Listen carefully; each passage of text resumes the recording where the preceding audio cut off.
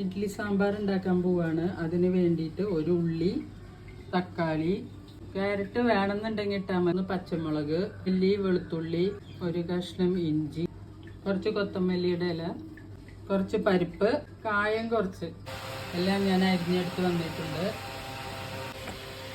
എണ്ണ ഒഴിച്ച്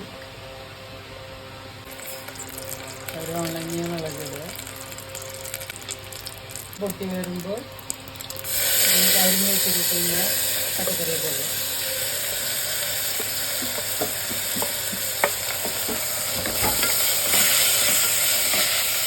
ശേഷം കായ ഇടുക.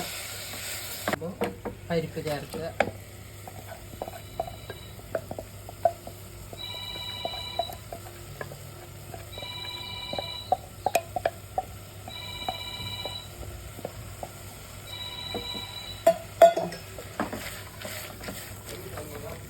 നല്ല ഇളക്കുക.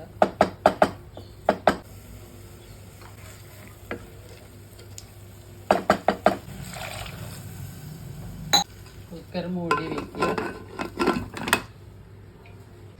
അതിന് സ്റ്റീം വന്നിട്ട് ഒരു കുക്കർ തുറക്കുക. എണ്ണ ഒന്ന് ഇളക്കുക. അതിനുശേഷം ഉപ്പിടുക.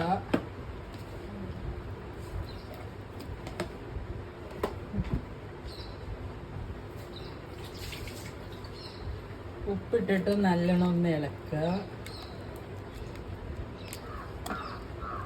ഇതിൽ കുറച്ച് നെയ്യ് ഒഴിച്ച് കഴിച്ചാൽ ഇതിനും നന്നായിട്ടുണ്ടാവും.